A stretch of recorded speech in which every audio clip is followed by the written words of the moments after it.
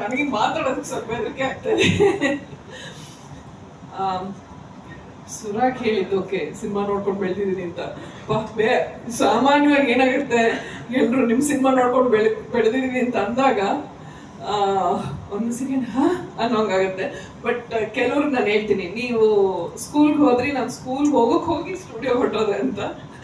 But anyway, thank you so much. ಮೊದಲನೇದಾಗಿ ಚಿತ್ರತಂಡದ ಬಗ್ಗೆ ಹೇಳಬೇಕು ಅಂದರೆ, ಪ್ರತಿಯೊಂದು ಡಿಪಾರ್ಟ್ಮೆಂಟಲ್ಲೂ ಎಲ್ಲರೂ ಎಕ್ಸ್ಟ್ರೀಮ್ಲಿ ಟ್ಯಾಲೆಂಟೆಡ್, ಡೆಡಿಕೇಟೆಡ್.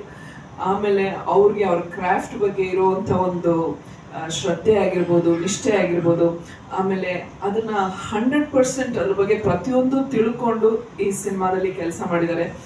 ಅದೇ ತುಂಬ ದೊಡ್ಡ ಖುಷಿ. ಏಕೆಂದರೆ ಇತ್ತೀಚೆಗೆ ಏನಂತಾರೆ, ನಮ್ಮ ಕನ್ನಡ ಸಿನಿಮಾ ಸ್ವಲ್ಪ